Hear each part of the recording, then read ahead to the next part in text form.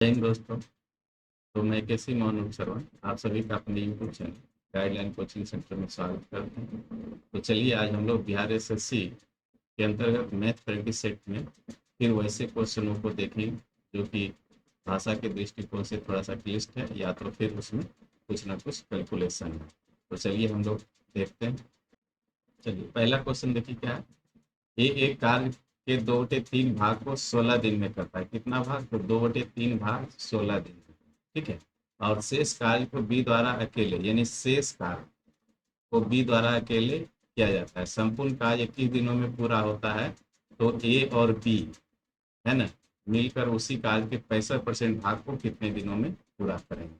तो इसमें क्या है, सबसे पहले ए और बी का एफिशिएंसी हमको पता करना होगा। तो चलिए, ए एक कार्य के 2/3 भाग को 16 दिन में, यानी ए क्या है, 2/3 काम को जो है 16 दिन में करता है। ठीक है, 16 दिन में। तो पूरा काम अगर इससे करवाना चाहें तो क्या होगा, अधिक दिन लगेगा, यानी 16 गुना 3/2 अर्थात 2×8 = 16, अर्थात 24 दिन में जो है पूरा काम ये करेगा। ठीक है। आइए अब जो है कहता है कि शेष कार्य, तो शेष हमारा क्या काम बचा, 3 में से 2 चला गया, 1/3 भाग। और ये कौन कर रहा है, 1/3 काम जो है हमारा बी कर रहा है। और ये कितना दिन में कर रहा है, यहाँ कह रहा है कि शेष कार्य बी द्वारा अकेले पूरा किया जाता है। तो संपूर्ण कार्य 21 दिनों में पूरा हुआ, तो 16 दिन उसमें कौन ले लिया, जो है ए ले लिया। तो बचा हमारे पास क्या, 5 दिन। तो 1/3 भाग काम यही बी द्वारा कितना दिन में, 5 दिन में किया गया। तो पूरा काम अगर इससे करवाना चाहें, यानी एक काम करवाना चाहें, तो हमारे पास क्या आ जाएगा, 5×3/1 अर्थात 15 दिन। इतना हम करके दिखाए, यहाँ इतना करना नहीं है, इतना आपको मन में निकालने के लिए आना चाहिए। अब जो हम लोग क्या करेंगे, ए और बी का एफिशिएंसी निकाल लेंगे। तो ए और बी का एफिशिएंसी, यहाँ पे ए जो है पूरा काम 24 दिन में और बी 15 दिन में। तो इसका हम लोग क्या करेंगे, एलसीएम लेंगे। तो 24×5 = 20 से 15 से, यानी 120 है ना। 24×5 = 20 से 15 से 8। इसका दोनों का एफिशिएंसी कितना निकला, 13। और हम लोग को काम क्या करवाना है, तो ए और बी एक साथ मिलकर उसी कार्य के 65% भाग को, यानी पूरा काम नहीं, 65% काम हमारे पास क्या है, 120 टोटल, लेकिन इसका 65% करवाना है, 65/100। ठीक है। अब जो है हमारा एफिशिएंसी ए और बी का क्या है, तो 8×5 = 13, बटे में 13 हो जाएगा। अब जो है इसको काट दीजिए, तो 13×5 = 65 है ना। और एक जीरो से एक जीरो यहाँ उड़ा देते हैं, 5×10 और 2×6 = 12। इस तरह से ए और बी मिलकर का वह काम जो है हमारा क्या कर देगा, 6 दिन में वो काम समाप्त कर देगा। ठीक है। तो इस तरह से क्वेश्चन को हम लोग देखते हैं। मेन क्वेश्चन जो था यहाँ पे, इस क्वेश्चन को उठाने का काम था, इसलिए कि यहाँ 2/3 और शेष काम जो है यहाँ पे जो है हम लोग लैंग्वेज में फंस सकते हैं, इसीलिए यहाँ पे हम इस क्वेश्चन को उठाए। चलिए हम लोग अगला क्वेश्चन को देखते हैं। आइए अगला क्वेश्चन देखिए क्या है।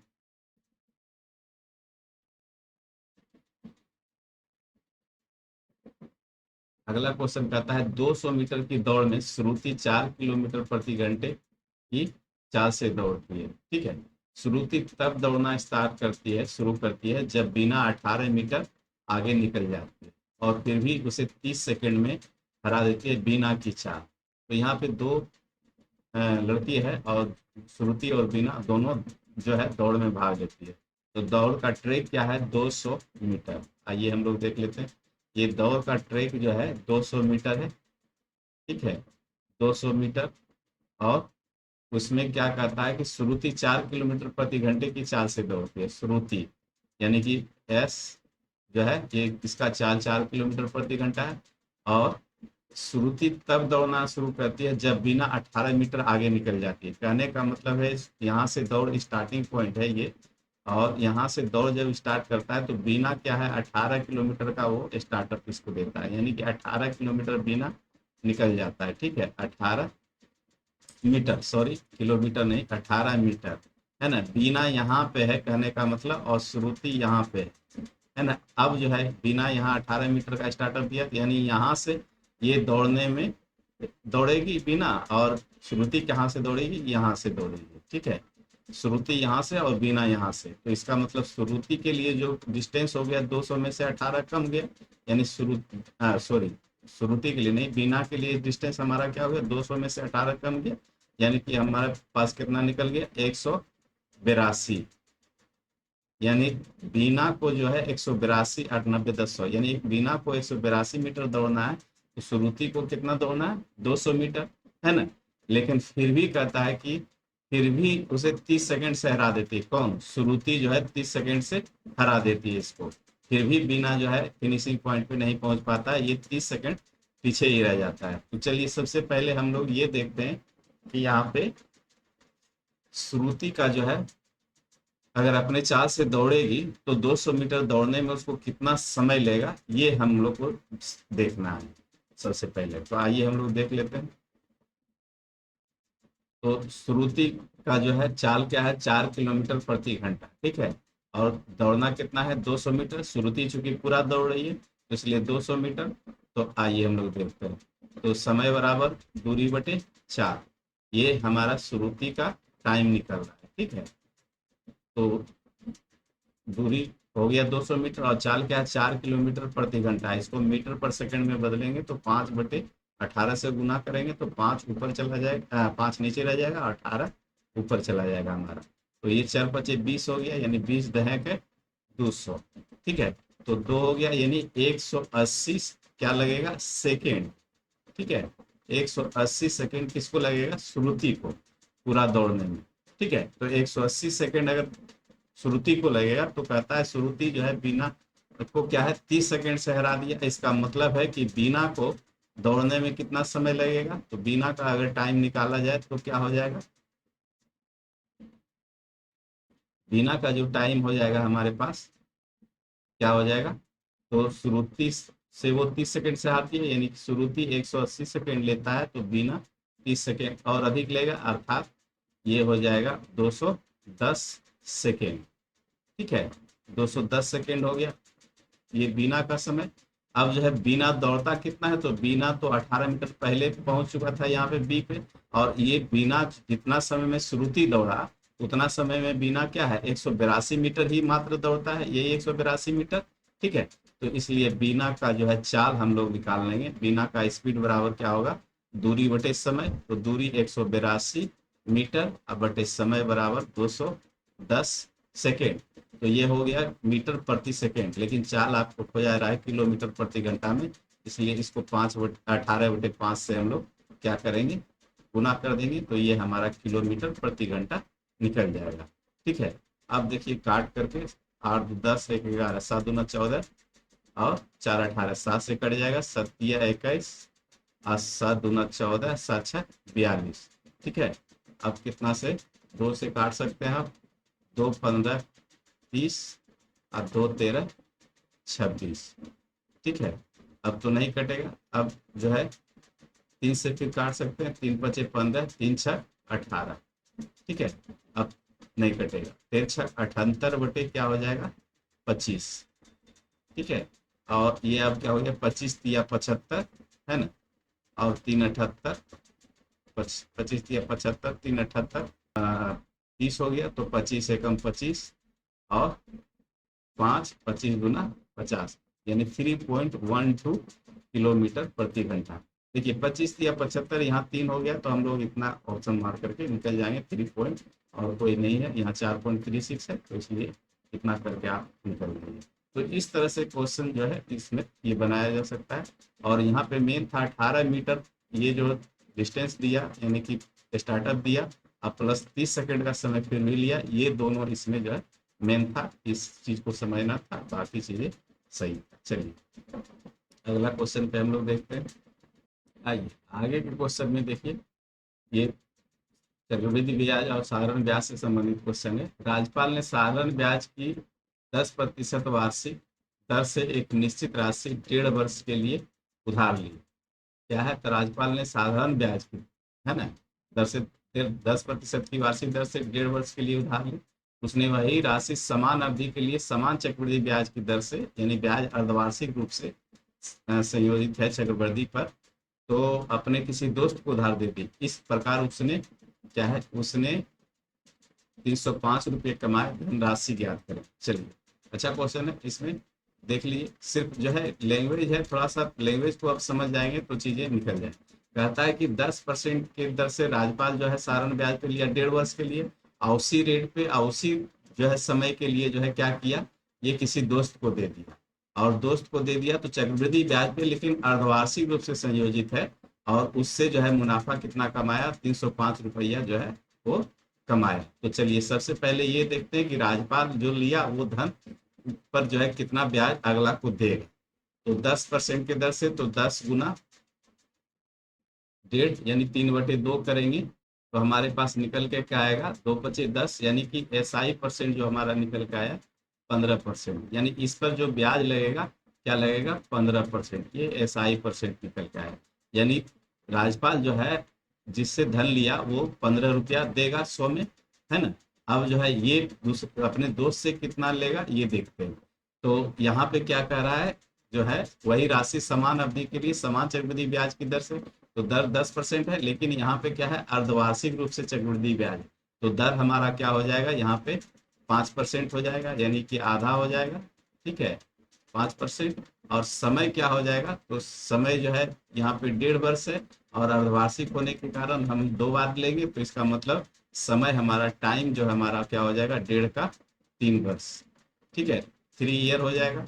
अब जो है इसी पे चक्रवृद्धि ब्याज निकाल देना है, तो 5% का CI परसेंट अगर देखेंगे तो हमारे पास क्या आ जाएगा, 15.7625, ये आपको याद रहना चाहिए, ठीक है, 15.7625% आ जाएगा CI परसेंट, है ना।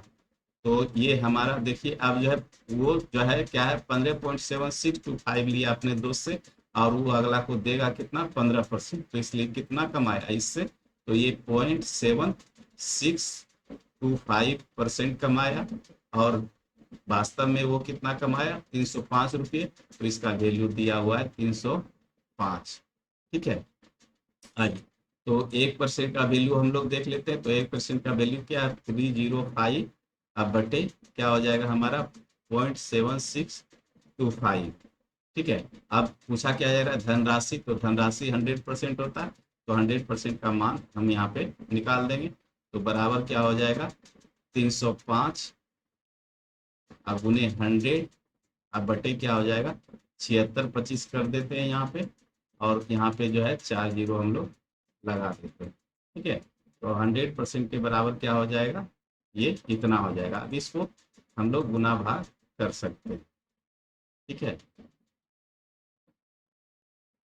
100% बराबर। अब देखिए क्या कर सकते हैं, तो यहाँ पे हम लोग क्या है, जो है अब काट खोट करना पड़ेगा, 713 2 15 5 20 2 2 25 10, अगर इसको हम लोग डिजिटल सम भी लगा सकते हैं। देखिए 713 2 15 5 20 हो गया, 20 का डिजिटल सम क्या हो 2, तो 2 को यहाँ 5 से गुना करना पड़ेगा, है ना, और यहाँ भी 5 से गुना करना पड़ेगा, ठीक है। तो ये इसका डिजिटल सम 1 आया, और ये क्या हो गया 5 3 8, और 8 5 40, 8 5 40 का मतलब 4, तो डिजिटल सम इसका 4 आ गया। अब 4 डिजिटल सम क्या है, इसका आ रहा है ना, इसका डिजिटल सम 4 आ रहा है, और इसका 5 3 8 4 12, यानी कि इसका 3 आ जाएगा, है ना, और 5 3 8 इसका आ जाएगा, और इसका 3 आ जाएगा। तो इस तरह से हमारा जो है डिजिटल सम 4, और क्वेश्चन का भी डिजिट आंसर का डिजिटल सम 4, तो ये ऑप्शन हमारा 2 नंबर चल जाएगा। इसलिए गुना भाग नहीं भी कीजिएगा तो भी हम इसको आसानी से जो है डिजिटल सम लगा करके आंसर दे सकते हैं। अब चलिए अगर जो है हम इसको काटना चाहें तब क्या होगा, आइए हम इसको देख लेते हैं। 305 गुने 1 पर 4 जीरो 6 जीरो, अब बटे 7625, काटिए इसको, 5 से काटते हैं, 5 1 5, 2 7 26, 25 25, 1 5 गुना 10 25 25, फिर इसको 5 से आप काट दीजिए, तो 5 गुना 10, 2 पे 5 जीरो, ठीक है, फिर 5 से काटते हैं, 5 तिया 15, और नहीं जाएगा तो 2 उतारेंगे 0 25 25, फिर 5 से काटिए, 5 चौके 20, 4 पे 4 जीरो, ठीक है। और 305 से 305 कट जाएगा। देखिए 4 पे 4 जीरो, इसका मतलब यहाँ से काटने के बाद भी हमारे पास रिजल्ट क्या आया, 40,000 आया। और यही जो आपका आंसर है, 40,000 रुपये यहाँ से भी, ठीक है। तो दोनों तरीके से आप बना सकते हैं, लेकिन समय बचाने के लिए हम लोग काट खोट नहीं करेंगे, डिजिटल सम लगा देंगे, तो आसानी से जो है रिजल्ट पे जाया जा सकता है। चलिए अगला क्वेश्चन हम लोग देखते हैं।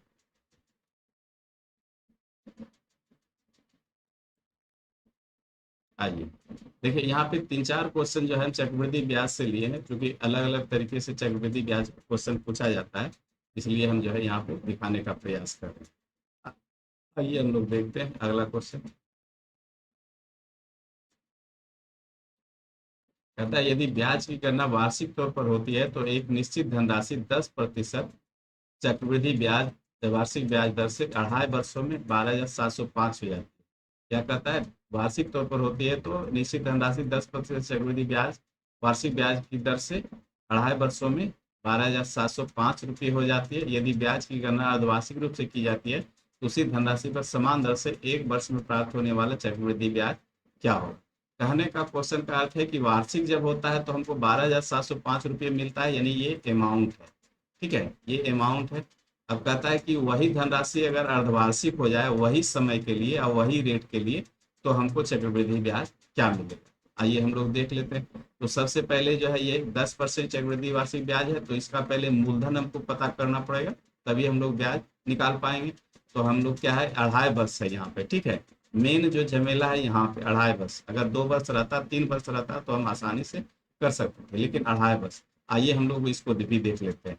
तो 2.5 वर्ष का मतलब हुआ पहला साल, दूसरा साल और तीसरा साल में जाएंगे तो ये पूरा जो है ब्याज हमको नहीं देगा, यहाँ पे आधे साल के लिए देगा।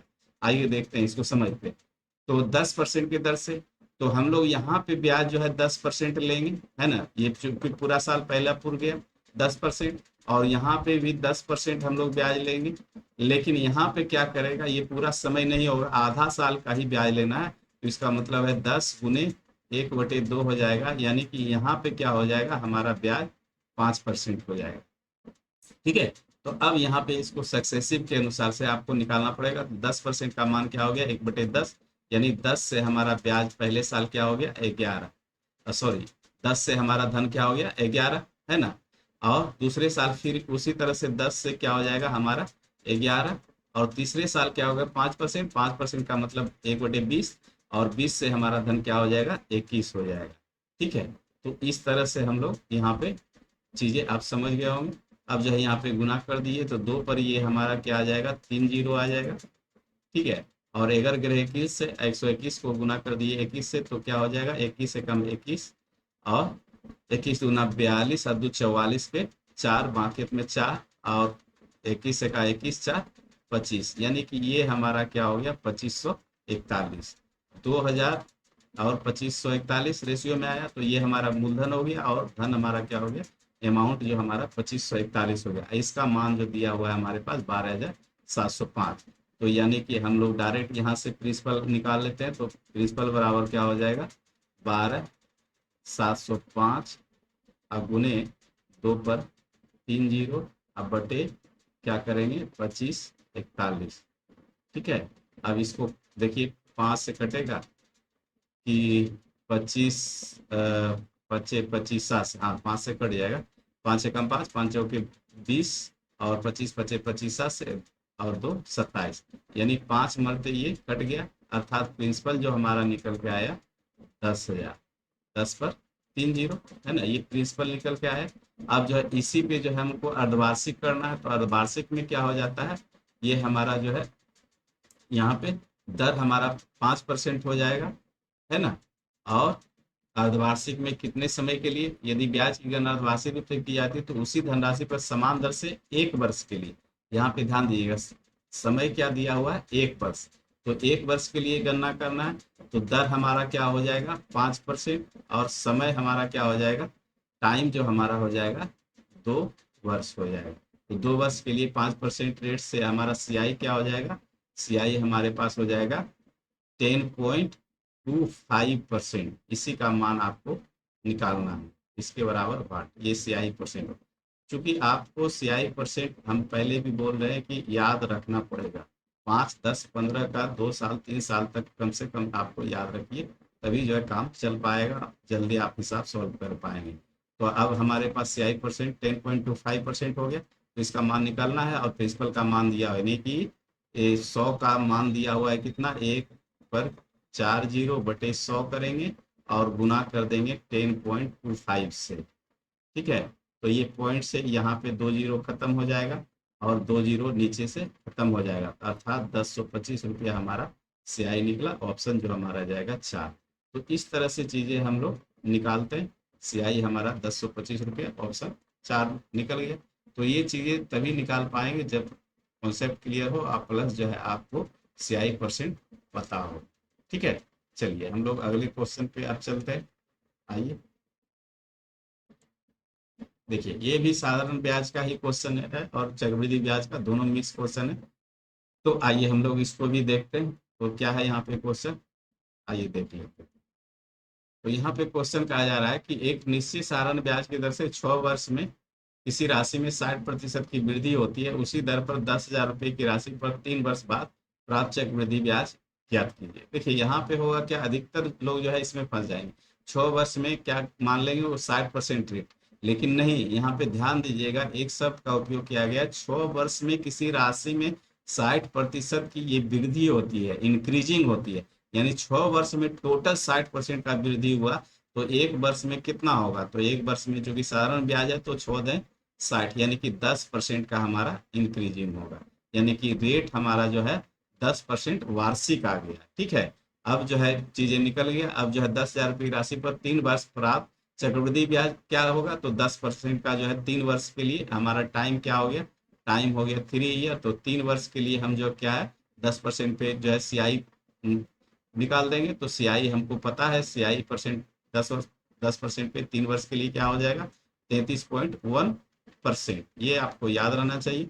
तो 10,000 रुपया क्या है, मूलधन है, तो इसका मतलब हो गया कि 10,000 अब बटे 100 और गुना कितना, 33.1। ठीक है, दशमलव से एक जीरो जो है हटा दीजिए यहाँ से, और 2 जीरो नीचे से खत्म हो जाएगा, यानी हमारा जो आंसर आएगा 3310। ठीक है, 3310 का मतलब ऑप्शन 4। तो इस तरह से चीजें आप जो है निकाल पाएंगे, जब चीजें समझ पाएंगे तो, और याद रखेंगे तब। तो यहाँ से मेन जो था यही लफड़ा था, इसी में जो है हम लोग फंसते, 6 वर्ष में जो हम लोग 60% मान लेते, तो ये चीजें आपको दिक्कत करता। तो चलिए आगे के क्वेश्चन पे हम लोग चलते हैं। आइए, ये भी देखिए चक्रवृद्धि ब्याज से संबंधित ही क्वेश्चन है, और इसको भी हम लोग क्वेश्चन बनाने का प्रयास करते हैं, क्योंकि यहाँ पे 4-5 क्वेश्चन हम जो है चक्रवृद्धि ब्याज से ही संबंधित लिए हैं, ताकि जो है आप समझ पाएं कि कौन क्वेश्चन कैसे चक्रवृद्धि ब्याज से पूछा जाता है। आइए, कहता है 24,000 रुपये की धनराशि के लिए त्रैमासिक रूप से, त्रैमासिक के बारे में हम लोग अगले वीडियो में अच्छी तरह से जान चुके हैं, त्रैमासिक रूप से चक्रवृद्धि होने वाली 16% वार्षिक ब्याज दर पर 9 माह में, है ना, कितनी धनराशि प्राप्त होगी, यानी कि धनराशि का मतलब हमारे पास क्या हो जा रहा है, अमाउंट, एक अमाउंट हो जा रहा है। ठीक है, और त्रैमासिक का मतलब हुआ हर 3 महीने पे, तो 12 महीने में, यानी एक साल में हम जो है हर 3 महीने पर जब ब्याज लेंगे तो क्या लेंगे, 4 बार लेंगे, है ना, 4 बार लेंगे। इसका मतलब है कि 16% को जो है यहाँ दर को जो है 4 से भाग कर देंगे, तो रेट हमारे पास क्या निकल के आएगा, 16/4 अर्थात 4%। ठीक है, और हमारा समय क्या हो जाएगा, 4 गुना हो जाएगा, तो 9 माह है, तो टाइम हमारे पास 9 माह है ना, माह, तो इसको गुना करेंगे तो 4 से, तो हमारे पास क्या आ जाएगा, 36 माह। 36 माह का मतलब आप समझ रहे होंगे, 36 माह यानी 12×3 = 36, 3 वर्ष। ठीक है, अब जो है कुछ नहीं है, अब जो है हम लोग जो है अमाउंट निकाल देंगे, तो सबसे पहले 4 वर्ष का 4% की दर से 3 वर्ष का जो है हम लोग क्या कैलकुलेट करेंगे, CI कैलकुलेट करेंगे, तो CI क्या हो जाएगा, CI परसेंट देखते हैं आप, तो ये हो जाएगा कितना, 4×4 = 16, 64। ठीक है, और 4×4 = 48। ठीक है, और 4×3 = 12, यानी 12.486% जो है हमारा CI परसेंट निकल के आएगा 3 वर्ष का। क्योंकि आप जब तक हम पहले बोल चुके हैं, जब तक ये निकालना नहीं जानेंगे या याद नहीं रहेगा तब तक आप नहीं कर पाएंगे। तो इसके लिए क्या होता है, देखिए यहाँ पे याद रखिए, जो है हम लोग ये क्या करते हैं, तो 3 वर्ष के लिए है तो 331 याद रखते हैं। तो 331 में क्या है, ऐसे करते हैं हम लोग, जैसे क्या हो गया लास्ट में R³ और 3R² और 3R, ठीक है, ये 331 का रेशियो आता है 3 वर्ष के लिए। तो R³ का मतलब हो गया 4 का क्यूब करेंगे तो 64 आएगा। और लेकिन यहाँ पे 4 अंक के बाद दशमलव हम लोग लगाएंगे, तो 4 अंक के बाद दशमलव यानी 0064 इसको लिखेंगे दशमलव में, ठीक है। यहाँ 3R हो गया, 4×4=16 यानी कि यहाँ पे 2 अंक के बाद दशमलव हम लोग लगाएंगे, तो ये क्या हो गया 0.48, और सभी जुटते चला जाएगा, प्लस होते चला जाएगा। और ये क्या होगा, ये पूर्ण अंक होता है, ये 12, ये 3×4=12 हो जाएगा, ये पूर्ण अंक हो गया। तो सभी को आपस में आप जोड़ दिए तो 12.4864 आ जाएगा, ठीक है। अब जो है इसको हमारा CI% हमारे पास आ गया। अब चीजें आगे हम लोग चलते हैं। तो हमको खोजा क्या जा रहा है अमाउंट, तो अमाउंट का मतलब है 100 इसमें जोड़ देंगे तो हमारे पास क्या हो जाएगा 112.4864%, ठीक है। अब जो है इसी का मान हम लोग निकाल के दे देंगे। तो 24,000 क्या है मूलधन का मान है, तो हम लोग 24,000 का तुलना जो है 100 से करा देंगे, यानी 100 का तुलना 24,000 से, और गुना कर देंगे 112.4864। हालांकि 2 ही अंक तक था लेकिन चलिए हम लोग ले लिए, तो 2 जीरो से 2 जीरो खत्म हो जाएगा। और अब गुना कर दीजिए, जीरो आ जाएगा लास्ट में, और 24×4 = 96 के 6, बाकी अपने कितना हो गया 9, और 24×6 = 144 से 144, 150 3 53 के 3, बाकी अपने कितना रह गया 15, ठीक है 15 रह गया। और 24×8 = 192, 192 और 15 92,800 यानी कि 207, ठीक है 207 का 7, बाकी अपने कितना रह गया 20। और फिर जो है 24×4 = 96 और 20, तो 96,400 यानी कि हो गया 116, 16 का 6, बाकी अपने 11, ठीक है। और 11 हो गया। अब जो है 24×2 = 48, 1 49 10 59 के 9, बाकी अपने कितना रह गया 5, ठीक है। और 24×1 = 24 5 29 के 9, बाकी अपने कितना रह गया 2, और 24×24 से 2 26। अब के अंक के बाद दशमलव, तो 4 अंक के बाद दशमलव 2 4 है ना। अब देखिए ये क्या हो गया हमारे पास 26,996.7360, यानी कि ऑप्शन आपका जो जाएगा सी। तो इस तरह से चीजें आप करेंगे तभी जो है आप कर पाएंगे, अन्यथा सीआई का हिसाब थोड़ा सा टफ होता है, कैलकुलेटिव होता है, आप ऐसे नहीं कर पाएंगे, ठीक है। तो चलिए उम्मीद है कि समझ गए होंगे। अगले क्वेश्चन पे हम लोग चलते हैं। आइए देखिए ये भी क्वेश्चन अच्छा है, सिर्फ जो है लैंग्वेज यहाँ पे अधिक है, इसमें और कुछ चीजें है नहीं, क्वेश्चन कोई खास नहीं है। कहता है कि एक परीक्षा में क्या है, एक परीक्षा में विद्यालय ए से सम्मिलित होने वाले विद्यार्थियों की संख्या विद्यालय बी से सम्मिलित होने वाले विद्यार्थियों की संख्या से 20% अधिक है, ठीक है। विद्यालय बी के 75% विद्यार्थी उत्तीर्ण हुए यदि दोनों विद्यालय से उत्तीर्ण होने वाले विद्यार्थियों की कुल संख्या विद्यालय बी से उत्तीर्ण होने वाले विद्यार्थियों की संख्या से 80% अधिक है, ठीक है।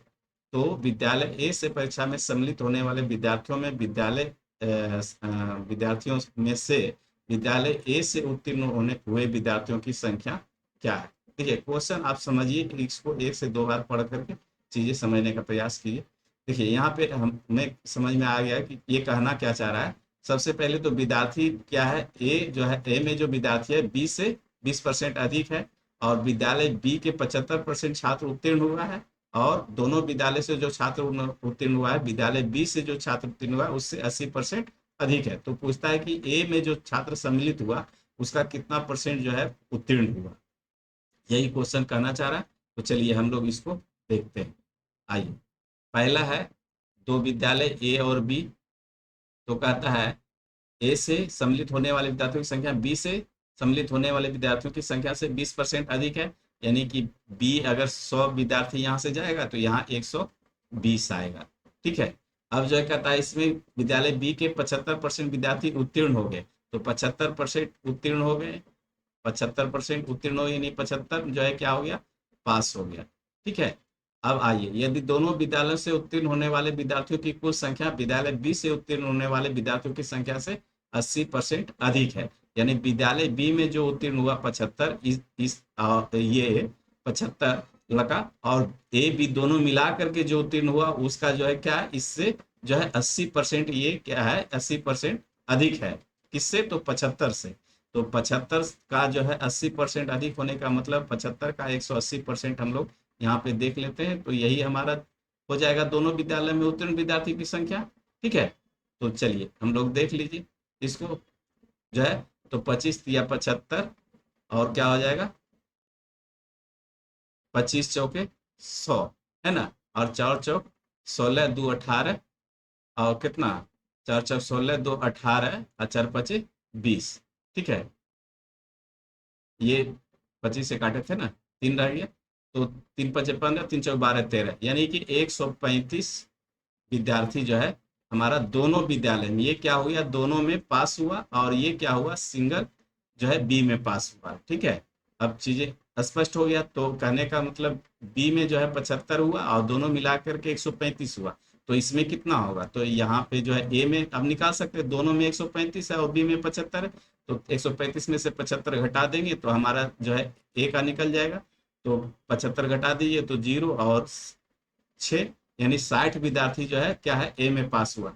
तो ए परीक्षा में सम्मिलित होने वाले विद्यार्थियों में विद्यालय में से विद्यालय ए से उत्तीर्ण हुए विद्यार्थियों की संख्या क्या है, तो संख्या क्या है, क्या है विद्यालय ए से परीक्षा में सम्मिलित होने वाले विद्यार्थियों में से विद्यालय ए से उत्तीर्ण हुए विद्यार्थियों की संख्या क्या है, तो संख्या क्या है इसका मतलब है परसेंटेज ही खोजा जा रहा है ना यहाँ पे।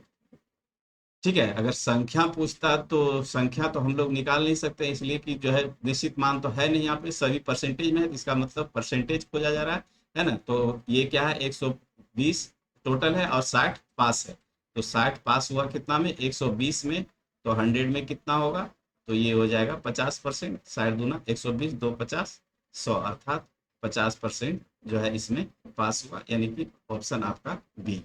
ठीक है, क्योंकि निश्चित संख्या नहीं निकाल सकते, निश्चित संख्या दिया हुआ नहीं है, सभी परसेंटेज में मान है, इसलिए इसका मान भी परसेंटेज में 60 मत समझिएगा। ठीक है, यही चीज था यहाँ पे, क्वेश्चन इतना बड़ा भले था लेकिन चीजें कुछ नहीं था, जितना बड़ा क्वेश्चन होता है उसमें डाटा उतना अधिक होता है, इसलिए ये चीज ध्यान रखिए। तो बशर्ते भले ये हो सकता है कि 4 लाइन इधर पढ़िएगा, तब तक जो है इधर पढ़िएगा उधर भूल जाइएगा, उधर पढ़िएगा इधर भूल जाइएगा, लेकिन डाटा परसेंटेज का इसलिए पढ़ते जाइए और बनाते जाइए, हिसाब बनते चल जाता है। चलिए अगले क्वेश्चन पे हम लोग आते हैं। यहाँ पे देखिए क्वेश्चन क्या है, एक बार आप लोग भी कोशिश कीजिए। मान लें कि 500 और 800 के बीच 12, 16 और 18 से विभाजित संख्याओं का योग क्या है, एक्स है, एक्स के अंकों का योग ज्ञात कीजिए। देखिए बहुत अच्छा क्वेश्चन है, इसको आप नंबर सिस्टम का क्वेश्चन है, तो 12, 16 और 18 से विभाज्यता का नियम अगर जानते होंगे तो 12, 16, 18 से जो संख्या विभाज्य होगा, है ना, वैसी संख्या पूछा जा रहा है, और वैसी संख्या का योग निकाल करके उसके बाद अंकों का योग पूछा जा रहा है, और वो भी पूछा जा रहा है 500 से 800 के बीच।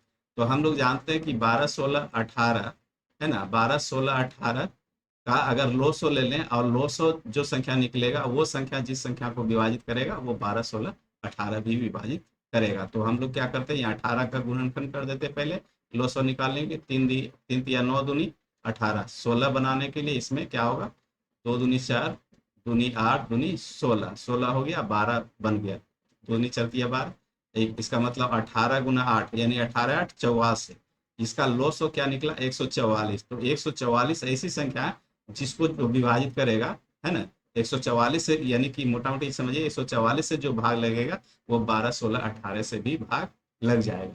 ठीक है, तो अब हमको निकालना है, लेकिन यहाँ पे 500 और 800 के बीच, चलिए इसको देख लेते हैं। तो 500 और 800 के बीच में जो है कितना जो है 144 से भाग लगने वाली संख्या है, इसको हमको देखना है।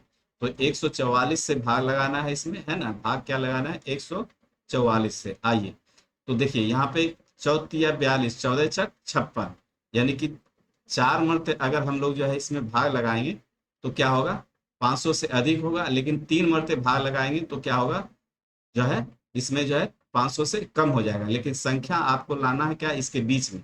तो हमको 3 बार भाग देना नहीं है, इसलिए नहीं देना है कि 500 से कम संख्या हो जाएगा, 3 से भाग दीजिएगा ना, 3 4 12 चौतीस 42 से 43, यानी कि ये 400 जो है कितना 32 के करीब ही रहेगा, लेकिन 500 से ऊपर जाना है हमको, तो 500 से ऊपर जाने के लिए 4 मरते इसको पढ़ना पड़ेगा। तो 4 मरते पढ़िए, तो 14 चक 4 चौक 16 के 6 और 14 चक 56 एक 57, यानी एक संख्या जो हमके हमारा 500 से अधिक आया 576। अब आगे चलिए, आगे हम लोग जो है चार ये कितना पढ़े 4 मरते, तो आप 5 मरते पढ़ेंगे, है ना। 4 मरते पढ़े तो अगला संख्या हमको जो मिलेगा 5 मरते पढ़ना है, तो 14 × 5 = 70, यानी कि 5 चौके 20 और 14 × 5 = 70, 2 72, यानी 720 मिलेगा। अब जो है 5 मरते पढ़े और 6 मरते पढ़िएगा, तो 14 × 6 = 84, यानी कि ये 800 से अधिक हो जाएगा, तो इसलिए हमारे पास जो है 500 से और 800 के बीच में 144 से पूरा पूरी भाग लगने वाला जो है हमारे पास दो ही संख्या आया। ठीक है, कौन आया, तो 576 और 720। ठीक है, अब जो है इसका योग करेंगे तो जोड़ेंगे, तो जोड़ने के बाद हमारे पास क्या आएगा 6 और 9 और ये 12, यानी कि 1296। योग करने के बाद 1296 आएगा, लेकिन यहीं पे आंसर नहीं है, कहता है कि योग तो x है, ये किसके बराबर हो जाएगा, x के बराबर, लेकिन अब कर रहा है कि x के अंकों का योग, यानी इसके अंक का योग, तो अब जो है आसानी से निकाल दीजिए। 6 3 9 9 9 18, यानी अंक का योग जो हो जाएगा हमारे पास ये 18, यानी अंक 6 9 6 15 2 17 1 18, इसका अंक का योग 18 हो गया। इस तरह से ऑप्शन आपका जाएगा फर्स्ट नंबर। देखिए चीजें कुछ नहीं है, थोड़ा सा है, लेकिन कॉन्सेप्ट क्लियर होने के बाद ही आप जो है आसानी से कर सकते हैं, अन्यथा नहीं कर पाएंगे। चलिए अगले क्वेश्चन पे हम लोग चलते हैं। आइए देखिए, ये क्या है, किसी वस्तु का अंकित मूल्य 432 रुपये है ना। जब एक दुकानदार अंकित मूल्य पर 20% छूट देकर इसे बेचता है, तो 35% लाभ अर्जित करता है। उस वस्तु का क्रय मूल्य ज्ञात कीजिए। देखिए ये एक रिलेशन होता है इसमें, किसमें, सीपी और एमपी में। ये हमेशा याद रखिए, सीपी और एमपी में रिलेशन क्या होता है, सीपी यहाँ पे है ना, तो यहाँ पे जो आएगा क्या आएगा, 100 माइनस डिस्काउंट, है ना, यानी कि छूट जो होता है उसी को हम लोग डिस्काउंट बोलते हैं। और जब एमपी लिखेंगे तो यहाँ पे लिखेंगे 100 प्लस माइनस रेट, यानी रेट क्या हो गया, यानी प्रॉफिट परसेंट या जो है लॉस परसेंट। यहाँ पे जो हमेशा लॉस परसेंट या प्रॉफिट परसेंट रहेगा, अगर प्रॉफिट रहेगा तो प्लस लिखेंगे और लॉस रहेगा तो माइनस लिखेंगे, और यहाँ हमेशा डिस्काउंट आएगा D%। ठीक है, तो इसी में एक रिलेशन है, तो यही रिलेशन पे ये बैठ जाएगा। जब छूट देकर कुछ लाभ लेता हो और क्रय मूल्य खोजता हो, हमेशा क्रय मूल्य ही इसमें ऐसा में खोजेगा, है ना। छूट दे करके जब लाभ कुछ लेता हो और क्रय मूल्य खोजता हो और जो है अंकित मूल्य दिया होगा, तो इस रिलेशन पे आप बैठा दीजिए। तो सीपी हम लोग निकाल रहे हैं, तो सीपी एमपी आपका दिया हुआ है 432। ठीक है, अब यहाँ पे 100 माइनस डिस्काउंट कितना है 20%, तो ये हमारे पास क्या आ जाएगा 80। ठीक है, और ये क्या हो जाएगा लाभ, तो 135 हो जाएगा। अब जो है इसको काट खोट कर दीजिए, आसानी से बन जाएगा। चलिए 5 से काटते हैं, 16 5 80, अब 5 दूना 10, अब 3 13, 5 7 35 27, है ना।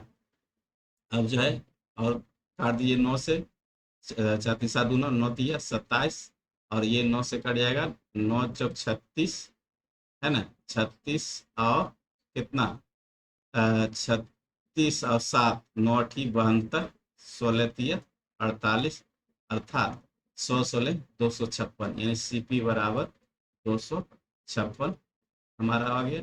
इस तरह से आंसर हमारा हो जाएगा 2 नंबर।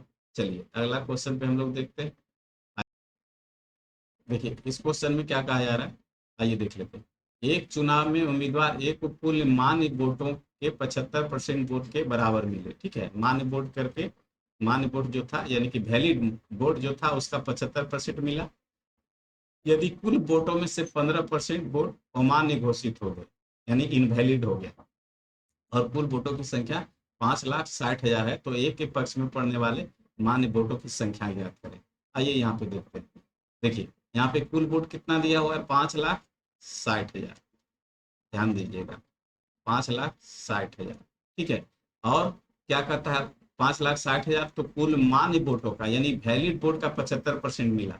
यदि कुल वोटों में से 15% वोट क्या है इनवैलिड हो गया, यानी कि हमारा वोट कितना रहा होगा 100% रहा होगा पहले, और 100% जब वोट पड़ा होगा तो 15% जो है क्या हो गया इनवैलिड हो गया, तो बचा हमारे पास कितना, तो 100 में से 15 चला जाएगा तो हमारे पास बचा होगा 85%, तो 85% का मतलब 85/100। ठीक है, बस यहीं पे जो चीज अटका हुआ था। ठीक है, यहाँ पे 15%, 15/100 नहीं लिखना है, ये 15% निकल जाएगा कितना में से, 100 में से। ठीक है, और अब जो है इतना शेष हमारे पास जो वोट क्या बचा, ये वैलिड वोट बचा। तो वैलिड वोट में से 75% क्या है, एक को प्राप्त हुआ मान्य वोटों में से, है ना, तो मान्य वोटों में, तो इसका मतलब 75/100 यहाँ पे कर देना है। ठीक है, अब जो है 4 जीरो यहाँ पे है, तो 4 जीरो यहाँ से भी हट जाएगा आपका। ठीक है, अब गुना करने का झमेला है। अब यहाँ पे देखिए गुना करने का झमेला है, तो हम लोग जो है पहले इकाई अंक ट्राई करते हैं, 6×5 = 30 और 0×5, तो इसलिए इकाई अंक भी जो है आप इकाई अंक से इसको नहीं निकाल पाएंगे, तो हम लोग क्या करेंगे, डीएस लगा देंगे। तो 6×5 = 11, 11 का मतलब इसका डीएस कितना आ गया, 2 आ गया, और 8×5 = 13, तो 13 का इसका डीएस कितना आ गया, 4 आ गया, और 7×5 = 12, 7×5 = 12 का मतलब 2 1 3, इसका डीएस 3 आ गया, 3×4 = 12, 24, यानी कि 24 का मतलब हो गया डीएस हमारा 6 आ गया। अब देख लेते हैं डीएस 6 जिसका मिलेगा वही जो है आंसर हो जाएगा हमारा। तो 5 3 8 6 14, 14 का मतलब हो गया इसका डीएस कितना आ गया, 5, और 7×5 = 12, 3 15, 15 का मतलब हो गया 5 1 6, डीएस 6 हो गया, 8 5 13, 3 16, और 16 का मतलब हो गया 7, है ना, और 5 5 10, 3 13, 13 का मतलब हो गया डीएस 4, यानी कि 6 डीएस, यानी ऑप्शन हमारा 2 सही हो जाएगा। नहीं तो आप गुना भाग भी कीजिएगा तो चीजें वही होगा, लेकिन गुना भाग करने में समय लगेगा। ठीक है, तो इस तरह से ऑप्शन हमारा 2 जाएगा। चलिए, थैंक यू। तो वीडियो अगर अच्छा लगे, कुछ भी इससे लाभ होता है, तो आप जो है हमारे चैनल को सब्सक्राइब जरूर कीजिए, वीडियो को लाइक जरूर कीजिए और कमेंट जरूर करें। धन्यवाद।